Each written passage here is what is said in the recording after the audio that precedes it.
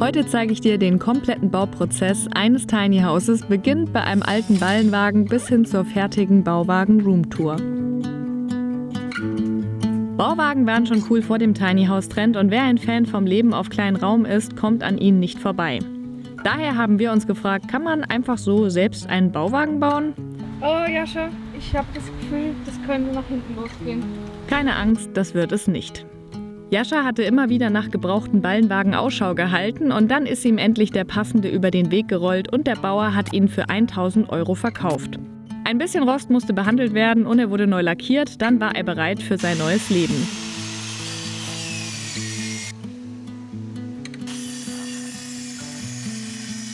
Zuerst wurde das Grundgerüst gebaut, einfach aus Konstruktionsholz 10x10 Fichte. Das ist eine klassische Ständerbauweise und die Devise war Learning by Doing und sich Schritt für Schritt an dieses große Projekt ranzuwagen und es sich aber auch so einfach wie möglich zu machen an den Stellen, wo es möglich ist. Zum Beispiel sind die Abstände der Balken bei der Rahmenkonstruktion an der Breite der Dämmplatten orientiert, damit man dann später beim Dämmen nicht so viel schneiden muss.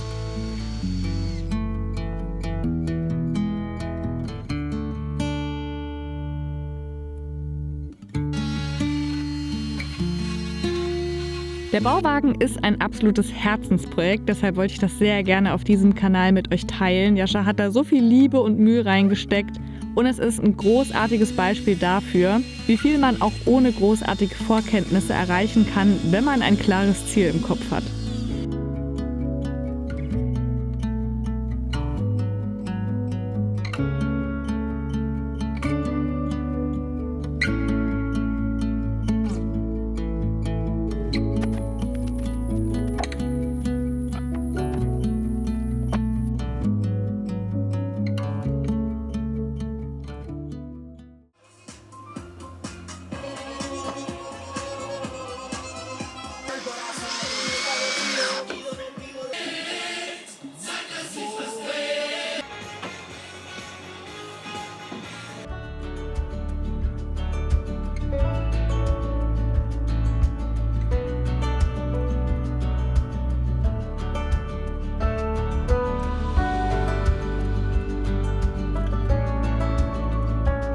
Dann ging es weiter mit der Dachkonstruktion. Auf die Unterkonstruktion kam dann eine Folie als Unterspannbahn und darauf dann Aluschindeln.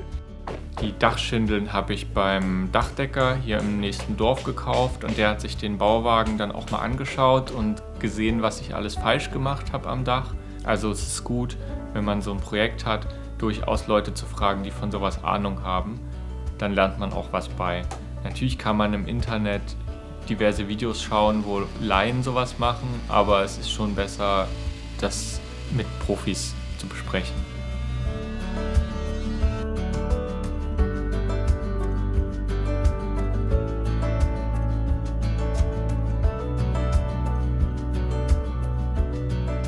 Keilstiftschalung aus Douglasie bildet hier die Fassade und man sieht, dass ja auch schon der Türrahmen eingesetzt war. Die Tür hatte Jascha gebraucht für 100 € gekauft und die hat er dann blau lackiert. Das sieht man dann auch später noch, wie das fertig aussieht.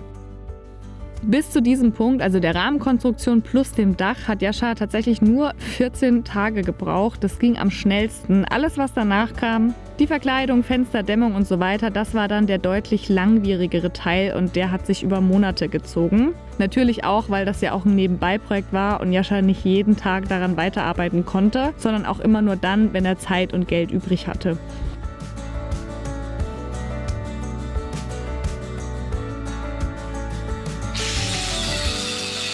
Der Bauwagen wurde dann auch natürlich schwerer und musste auch immer wieder neu abgestützt werden.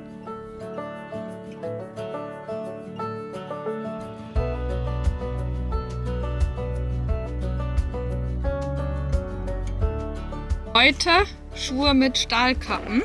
Denn die Fenster werden eingebaut und man weiß ja nie. Auch die Fenster sind gebraucht gekauft. Mit Lieferung kamen die auf 1.200 €. Das sind dänische Fenster, die gehen nach außen auf. Und das ist bei so einem kleinen Raum wie einem Bauwagen natürlich von Vorteil.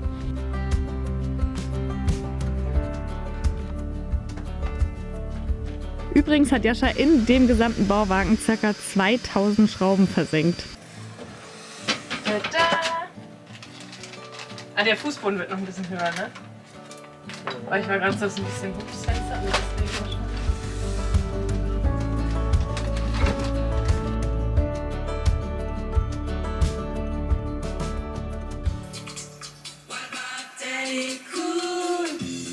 Mit den Fenstern wurde der Bauwagen dann auch zu einem richtigen kleinen Häuschen und das war auch wichtig. Es war nämlich ein bisschen ein Spiel gegen die Zeit, weil es dann auch Herbst wurde und vor dem Winter sollte der Bauwagen zumindest dicht sein. Das Fenster hat hier an der Seite nicht ganz reingepasst, deswegen kommt das ein bisschen nach unten. Natürlich hat bei diesem Projekt nicht alles sofort und auf Anhieb funktioniert, wie das eben so ist, wenn man etwas zum ersten Mal macht. Aber am Ende des Tages gab es dann doch immer ein Erfolgserlebnis, weil man immer wieder Stück für Stück sieht, wie dieser Bauwagen ein kleines bisschen gewachsen ist.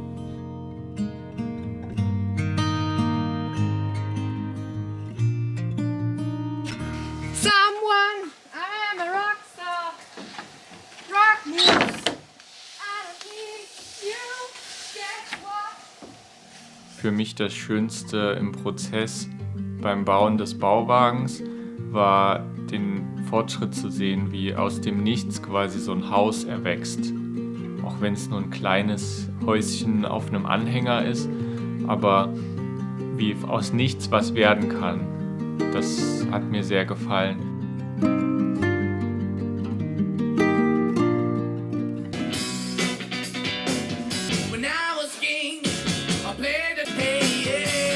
Und auch so die Möglichkeit, das komplett selbst zu gestalten und zu konzipieren.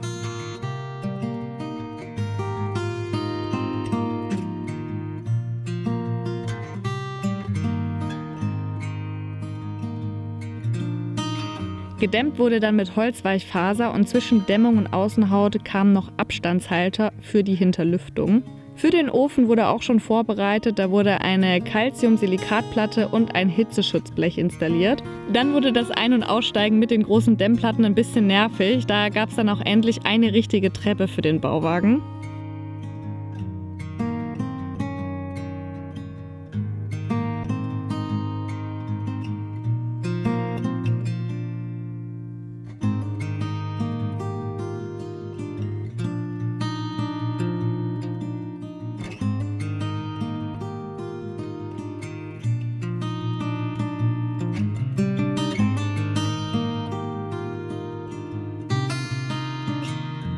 Und auf die Dämmung kommt dann luftdicht die Dampfbremse. Auf die Dampfbremse kam dann noch eine Lattung als Abstandshalter wieder für die Hinterlüftung und da drauf kam dann als Innenverkleidung Fichte Rundprofilholz. Apropos Geld, ganz genau buchgeführt wurde nicht, aber die Materialkosten für den Bauwagen, so wie er dann am Ende des Videos zu sehen ist, belaufen sich aktuell auf ca. 10.000 €. Das geht vielleicht noch günstiger, wobei auch schon sehr viel ja Gebrauch gekauft wurde, wie Fenster und Türen und auch das ein oder andere Holz. Es geht aber sicherlich auch noch viel teurer. Schreib gerne mal, ob du 10.000 € viel oder wenig für diesen Bauwagen findest, also Materialkosten. Die Arbeitszeit ist dann nochmal ein anderes Thema.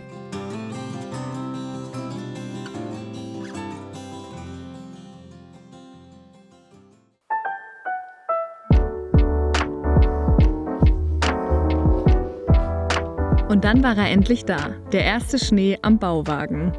Ein Moment zum Durchatmen und zum Realisieren, dass da, wo noch vor ein paar Monaten im Sommer ein Ballenwagen stand, jetzt im Winter auf einmal ein kleines Häuschen steht.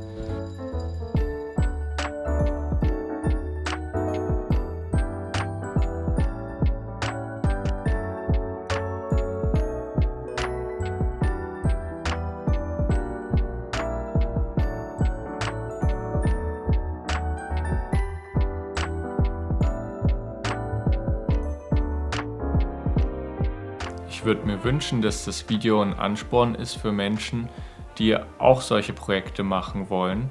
Man braucht nur einen Platz, wo man es bauen kann, ein bisschen Geld und Zeit. Am besten ist es, wenn man Freunde hat, die einem ab und zu helfen, weil einen 8 Meter langen Balken aufs Dach von so einem Bauwagen zu legen, war alleine schon etwas tricky. Ich verstehe bei manchen Sachen nicht, wie du das gemacht hast, ja schon. Das verstehe ich auch manchmal nicht.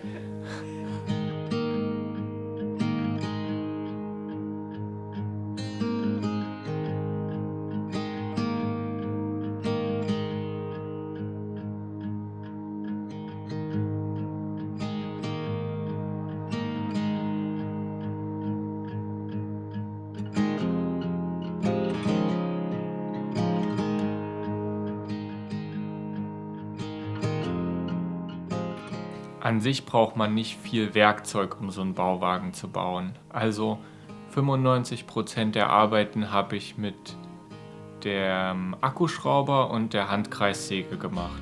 Wenn man jetzt ein Blechdach hat, braucht man noch eine Flex und für kleine Arbeiten habe ich noch das Multitool benutzt. Aber wirklich das allermeiste war mit einem Akkuschrauber und der Handkreissäge. Eine Besonderheit war hier noch, dass es keinen Netzstrom gibt. Das heißt, Jascha war hier auf eine autarke Stromversorgung, also eine Powerstation, angewiesen. Die hat man auch im Video hin und wieder gesehen. Begonnen hat der Jascha den Bauwagen mit der EcoFlow Delta. Das ist die erste Powerstation, die wir mittlerweile ja vor fast 4 Jahren von EcoFlow zur Verfügung gestellt bekommen haben, und seitdem machen wir all unsere Projekte hier mit EcoFlow. So wie unsere Projekte in den letzten Jahren größer geworden sind, hat sich auch EcoFlow weiterentwickelt, und Jascha hat sich sehr gefreut, dass die EcoFlow Delta 3 Max nun in den Bauwagen einziehen durfte. Die EcoFlow Delta 3 Max hat 25% mehr Leistung, das heißt 3000 Watt Ausgangsleistung und eine Kapazität von 2 Kilowattstunden, erweiterbar auf bis zu 10 Kilowattstunden. Betreiben tut er die EcoFlow mit Solarstrom. Alternativ kann die Powerstation natürlich auch per Netzstrom oder über die Autosteckdose geladen werden. Durch die EcoFlow war es selbst für Jascha als Laie möglich, den Strom selbst im Bauwagen zu verlegen. Einfach mit einem Gleichstrompanel für Licht und die USB-Ladebuchsen sowie dann für die Steckdosen die AC-Ausgänge. Für alle Infos zu EcoFlow schau gern in der Infobox vorbei. Da findest du alle Infos. Um Weihnachten rum haben die auch immer richtig tolle Angebote, egal ob für einen Camper, ob das Balkonkraftwerk oder sogar die komplette Hauslösung. Bei EcoFlow ist für jeden was dabei. Und jetzt geht's weiter mit dem Bauwagen.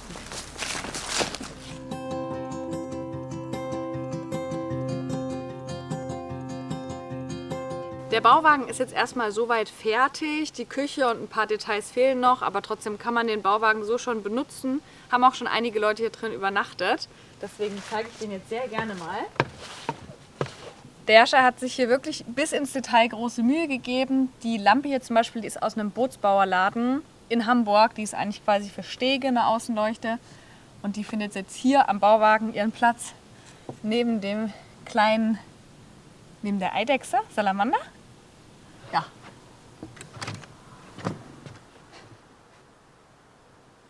Kommen Sie herein. Ziehen Sie aber die Schuhe aus.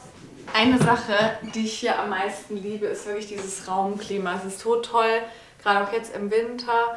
Man kommt nicht in ein kaltes Steinhaus, sondern man kommt eben in dieses Holzhaus. Jetzt lief ja auch schon ein bisschen der Ofen und das ist so eine tolle Wärme, die sich hier drin entfacht. Und wir haben wirklich total tolles Licht. Das ist so hell. Ich muss sagen, die Fenster wirkten am Anfang so ein bisschen klein auf mich, aber die sind wirklich optimal verteilt. Wir haben hier, falls ihn jemand erkennt, das ist der alte Ofen aus dem Tiny House tatsächlich. Den hat Jascha jetzt schwarz lackiert mit so einem hitzebeständigen Lack. Das hat auch gut funktioniert, hält auch eigentlich ganz gut, würde ich sagen. Und der hat jetzt hier seinen neuen Platz gefunden und funktioniert auch wunderbar. Hier oben drauf kann man auch noch einen Tee machen. Also das ist wirklich optimal, gerade auch hier jetzt aktuell noch ohne die Küche. Die Fensterbretter, das sind aufgearbeitete ehemalige Stegbohlen. Die konnte der Jascha bekommen von einem alten Steg, der quasi abgebaut wurde. Hat er auch total aufgearbeitet. Die war natürlich kohlrabenschwarz.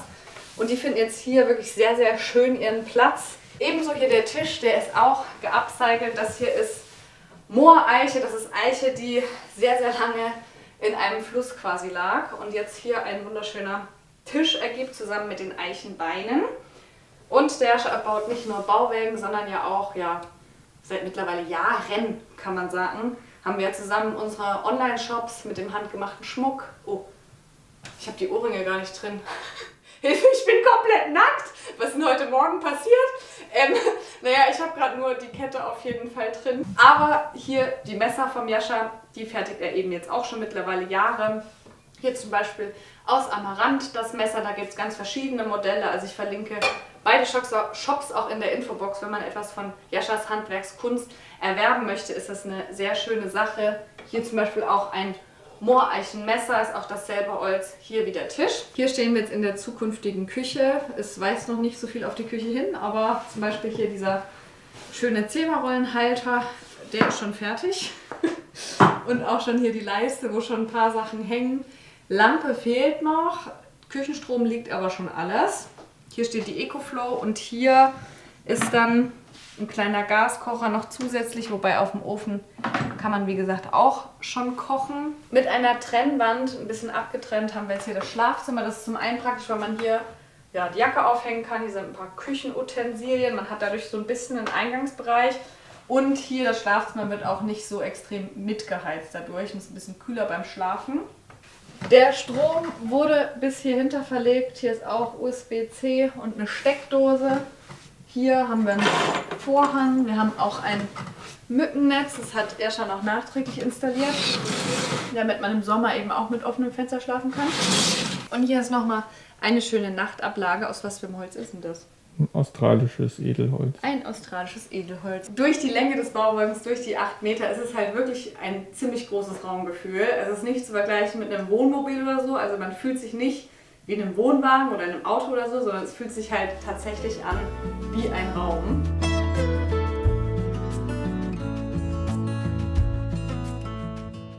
Man sieht hier, mit der Zeit war der Bauwagen bestimmt 15 cm eingesackt, nur durch sein Eigengewicht. Und deswegen haben wir hier jetzt quasi für die Stützen das ein bisschen mehr befestigt. Unter der Achse haben wir ordentliche Eichenbalken drunter gelegt und hier hinten auch nochmal verstärkt, sodass es quasi an 4 Punkten aufliegt. Generell ist es schon ein sehr selbstermächtigendes Gefühl, wenn man weiß, man kann sich so einen Raum selber bauen und darin leben. Und jetzt bist du dran.